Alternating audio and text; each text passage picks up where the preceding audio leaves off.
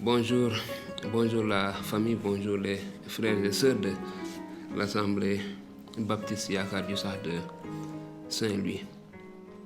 Donc c'est un plaisir d'être là aussi ce matin pour vous apporter la parole de ce matin.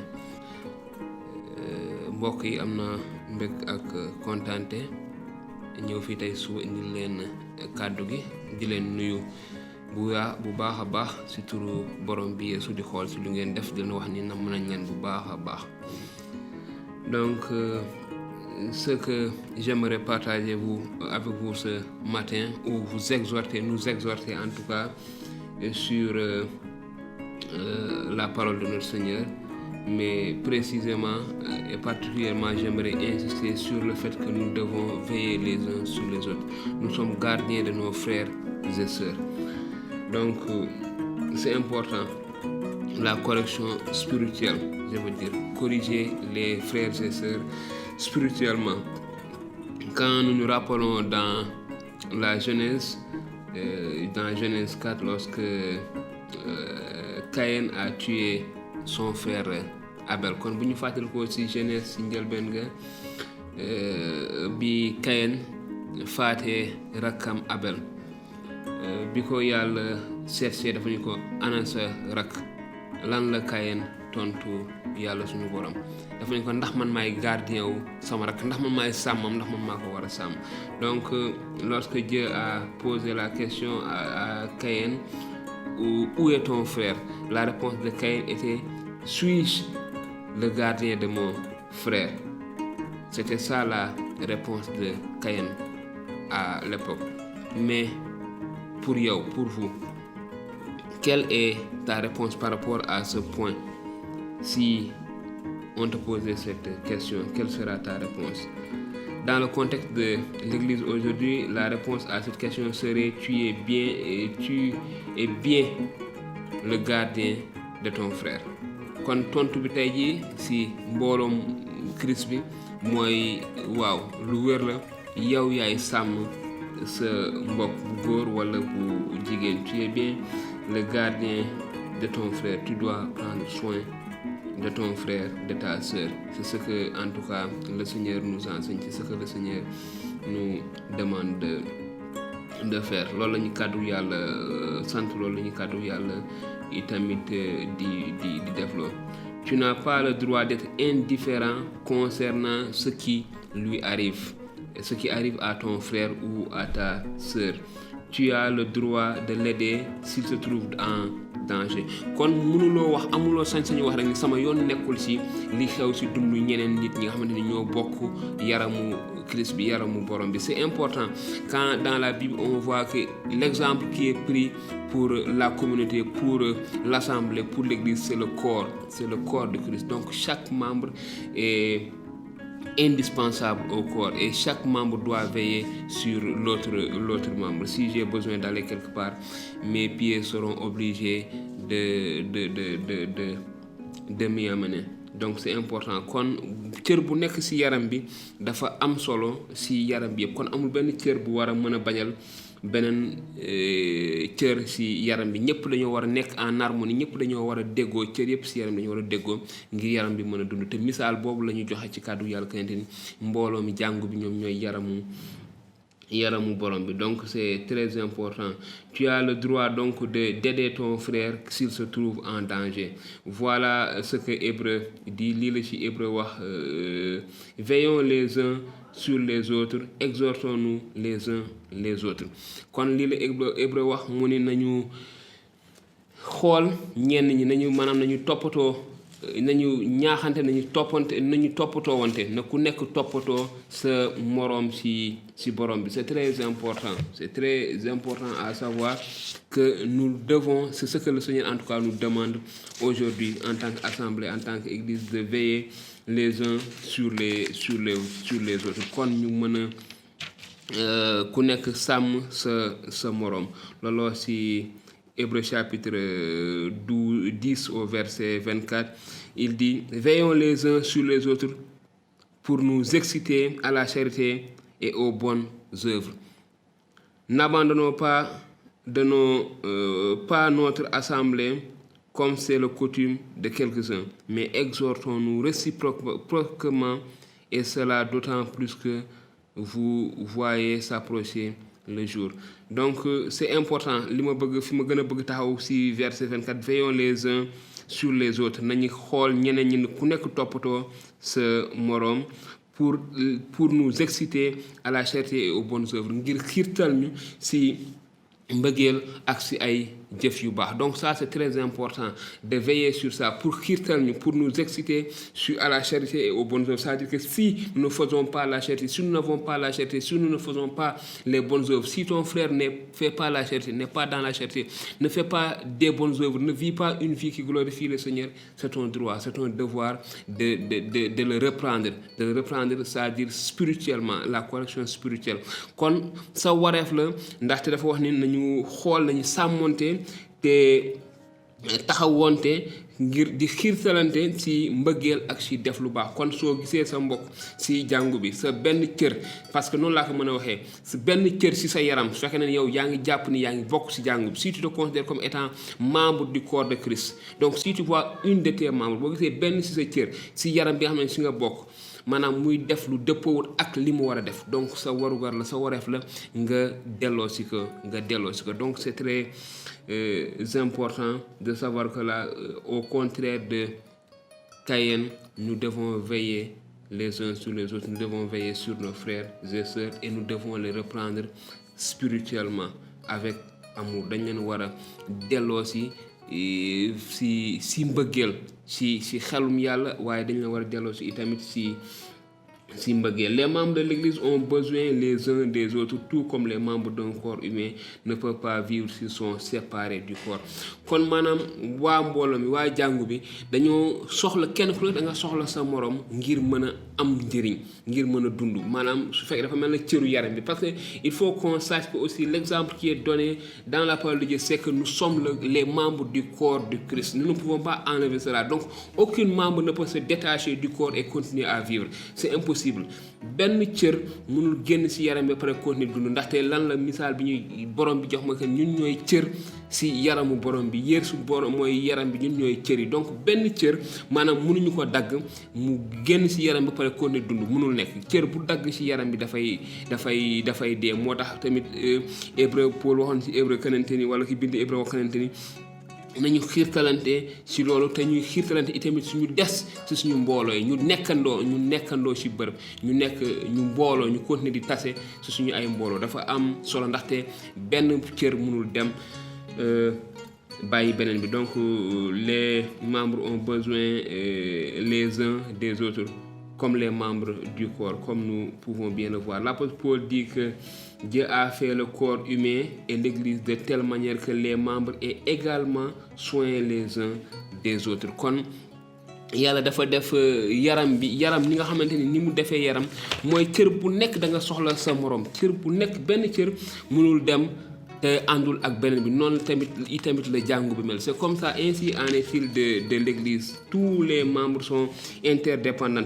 Aucun membre ne peut aller sans l'autre. Benn cër mënul dem bàyyi beneen bi. C'est important afin qu'il n'y ait pas de division dans le corps, mais que les membres aient également soin les uns les autres.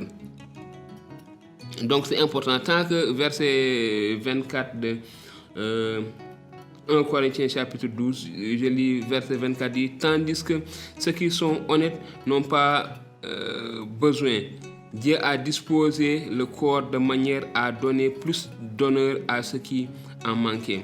Verset 25, afin qu'il n'y ait pas de division dans le corps, mais que les membres aient également soin les uns des autres. Ndax cër yi mën a cër bu nekk wéy ci cër ba ca des. Les membres prennent en tout cas puissent être là les uns pour les autres. Aucun ne peut aller sans l'autre. Donc si tu es membre de l'église, si tu es membre d'une église, d'une assemblée, et que tu penses que tu peux aller sans ton assemblée, tu n'as pas compris la parole de Dieu. Je te le dis et je te le répète, tu n'as pas compris la parole de Dieu. Su fekkente da nga bokk ci benn mbooloo nga foog ni yow mën nga dem, mën nga dund te maanaam te mbooloo moomu soxal leen sa yoon nekkul sa la fay xew sa yoon nekkul sa dara yaa ngi nax sa bopp wala xamaguloo borom bi xamaguloo li borom bi bëgg wax ndaxte ni mu ko waxee yaram la te cër bu nekk benn cër boo mënti dagg ci sa yaram teg ko fële deena dundatul. Donc ça c'est très important à savoir.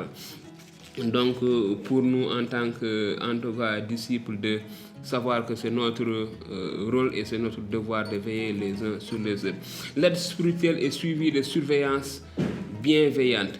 Quel que soit le terme que l'on peut employer, nous en avons besoin. Kon taxawu bi ak nuñ ko mënti woowee ak nuñ ko mënti tuddee dafa nekk loo xamante ni dafa am solo ci jàngu bi ci mbooloo mi ndax dañ ko soxla. Parfois surtout quand nous commettons une erreur dans notre vie spirituelle, nous ne voulons pas de cette aide. Kon léegi su fekkee ne dañuy def benn njuumte ci suñu dund dañuy faral di nëbb loolu duñu faral di bëgg ku ñuy dimbali. Mais c'est très important su fekkente ni nous devons comprendre aussi que le Seigneur Jésus disait: si vous m'aimez, vous garderez mes commandements. Et ça fait partie des commandements du Seigneur de confesser nos péchés, de veiller les uns sur les autres, de nous approcher. Et en tout cas dafa bokk ci ay ndigalu borom bi ñu mën a sàmmante ku nekk di mën a moytu di xool sa mbokk bu góor ak bu jigéen di ko toppatoo di ko saytu di xool ci lan la nekk. Kon dafa am solo ñu mën a bàyyi xel loolu. Mais dafay am ay jamono yoo xamante ni duñu bëgg loolu dinañu def njuumte waaye duñu bëgg suñu mbokk yi wax ñu ko ku ñu ko wax ñu mere ko ci wala gis ni dafa nekk di ñu àtte. Parfois on dit tu n'as pas le droit de juger parce que la parole de Dieu dit tu ne dois pas juger ton prochain, ou comme ni ko borom bi Yeesu doon waxee, comme le Seigneur Jésus disait, il disait que avant de dire à ton voisin ou bien à ton frère: attends, je vais enlever la paille qui est dans ton œil, balaa ngay xaaral ma dindi la ñax mi nekk ci sa bët, fekk yow ab garab gi ci boppam mu ngi sax ci sa biir bët. Donc da nga war a dindi sa garab doo dindil ñax mi nekk sa bëtu mbokk. waaye parfois on utilise ça dans le mauvais sens. léeg-léeg dañuy jëfandikoo loolu li ci ëpp nag su fekkente ni ñun la ñuy corriger. Si la personne vient pour nous corriger, pour nous ramener à la raison, à la parole de Dieu, on se dit non, voilà ce que le Seigneur a dit. On prend ces passages pour dire au frère que tu n'as pas le droit de nous corriger. Nous devons être spirituels et nous devons garder cette spiritualité-là. Nous devons savoir que les membres de l'Église, les frères et sœurs, nous sommes un et nous devons veiller les uns sur les autres. Donc s'il t'arrive à ce qu'un frère, une sœur s'approche de toi pour te reprendre, pour te ramener à la raison, pour te pousser à voir ton heure et à te repentir, à revenir au Seigneur, tu dois être reconnaissant envers le Seigneur, mais envers aussi ce frère qui est en train de te montrer l'amour. Parce que aussi on doit comprendre une chose, c'est que l'amour que nous devons avoir les uns envers les autres, maanaam mbëggeel bi ñu war a am ñenn ñi jëmale ko ci ñeneen ñi, warul yem rek ci di taxawu ci soxla yi. Ça ne doit pas juste s'arrêter à subvenir aux besoins. Ton frère a faim, tu lui donnes de quoi manger. Il a besoin d'argent, tu lui aides. Tu l'aides dans tous les aspects physiques, mais spirituellement tu ne l'apportes aucun aide et tu ne lui montres pas de l'amour. Parce que l'amour, en tout cas le véritable amour, maanaam mbëggeel bu dëgg bi mooy nga dimbali nit ki ba ruwam mën a mucc. Ça, le véritable amour, c'est d'aider la personne à ce que son âme puisse être sauvée, à ce qu'il au jour du Seigneur qu'il soit dans la présence du Seigneur. Mais ce n'est pas de le soutenir financièrement et dans tous ces aspects, alors que quand tu le vois dévier spirituellement, il n'est plus dans la spiritualité, il n'est plus dans l'obéissance de la parole de Dieu, tu te dis que ce n'est pas à moi de juger. Donc vraiment, si nous aimons, nous devons nous dire la vérité et nous devons nous reprendre, surtout spirituellement. C'est très important. Dafa am solo ñu bàyyi xel ci loolu. Donc il y a beaucoup de raisons pour lesquelles nous devons reprendre spirituellement. Am na ay raisons yu bëri yu tax ñu war a mën a def loolu, ñaaxante ci borom bi, mais du mën a xaj ci benn bésu tey bii nii, waaye dinaa ci jël tuuti rek ngir en tout cas wax ñi li ëpp solo le principe fondamental, ce que je veux vraiment qu'on retienne de ce message, en tout cas de cette exhortation ce matin, c'est que nous devons prendre la responsabilité de veiller les uns sur les autres, mais de nous reprendre spirituellement aussi. Ce n'est pas juste de veiller les uns sur les autres, de subvenir aux besoins des uns et des autres, mais aussi spirituellement. C'est là où c'est plus important, dans la spiritualité, de garder les membres du corps de Christ dans la sainteté. Ça, c'est très important. Dans 1 Corinthiens chapitre 5, l'apôtre Paul consacre tout un chapitre au besoin d'exercer les disciplines dans l'église de Corinthe. Un membre de l'assemblée commettait l'adultère avec la femme de son père. Selon Paul, même les païens ne faisaient pas de telles choses. Mais face à cette situation, l'église ne réagissait pas et Paul l'exhortait clairement. Quand dañuy gis ni si Corinthiens, si livre Corinthien, donc xëy na ñu ngi doon def yu baax yu bëri, mais amoon na ñaawtee fi ñu doon def si biir jàng boobu nga xamante ni sax amoon na si sax koo xam ne dafa demoon bay def njaaloo ak ki nga xam ne benn si ay soxna yi baayam la woon. Donc waaye église bi waxuñu si woon. Il ne parlait pas de ça, il ne reprenait pas cette personne, et Paul était en train de parler à cela. Donc c'est de ramener la personne au Seigneur. C'est très important de reprendre les personnes spirituellement, c'est-à-dire de les ramener au Seigneur. Ce n'est pas juste de subvenir à leurs besoins. Donc là, que Paul disait que celui qui a commis un tel acte soit ôté du milieu de vous. Ku def jëf ju ñu mel noonu dañ ko war a génne ci suñu diggante. Maanaam exemple misaal la kenente ni dafa am solo, cër yi ci yaram bi yëpp dañoo war a wér. Ñëpp dañoo war a bokk nu wér. Sa benn baaraam su dee metti su amee góom da nga koy faj, da ngay préoccupé wu à ce que baaraam boobu wér daal di sell. Quand un de tes doigts a une plaie ou quelque chose comme ça, tu t'efforces, tu fais tout de ton mieux pour qu'il soit guéri et que ce doigt-là soit sain. Donc c'est la même chose que nous devons faire, c'est la même attitude que nous devons avoir en tout cas dans l'église, dans le corps de Christ. Nous sommes membres les uns des autres et nous devons veiller les uns sur les autres, au contraire de ce que en tout cas Caïn avait répondu. Aujourd'hui, exhortez-vous les uns les autres chaque jour, aussi longtemps qu'on peut dire. Aujourd'hui, afin qu'aucun de vous ne s'endurcisse par la séduction du péché. Veillez à ce que nul ne se prive de la grâce de Dieu, à ce que qu'aucune racine d'amertume poussant des rejetons ne produise du trouble et que plusieurs n'en soient infectés. Donc c'est important. C'est ce que la parole de Dieu dit dans Hébreux chapitre 3 à partir du verset 13. Donc nous devons veiller à cela. Nous devons veiller à ce que personne ne s'endurcisse par la séduction du péché. Manam kenn baña manam sax dëkk taxaw ci bàkkaar, maanaam sax ci bàkkaar. C'est très important. Dañu war a reprendre nit kooku, nit nga xamante ni dafay génn ci kàddu yàlla, sore kàddu yàlla te di jëm di jublu ji ci bàkkaar, sax ci bàkkaar. Donc ça c'est très important. Mais exhortez-vous les uns les autres chaque jour, aussi longtemps qu'on peut dire aujourd'hui, afin qu'aucun de vous ne s'endurcisse par la séduction du péché. Donc dafa am solo. Dañu war a exhorter, c'est-à-dire veiller les uns sur les autres. Je le dis et je le répète, ce n'est pas le fait de pourvoir aux besoins financiers, physiques de la personne, de sa famille, de son entourage. Non, c'est l'essentiel, le plus important, c'est que les personnes, les enfants de Dieu, la famille soient proches du Seigneur. Ça c'est très important, que nous soyons saints, parce que le Seigneur qui est notre Dieu, celui qui a bâti son temple en nous, il est saint. Et il a dit ça, c'est ce que la parole de Dieu dit: soyez saints dans tout votre comportement, dans toute votre attitude, dans tous les domaines de votre vie, parce que notre Dieu, il est saint.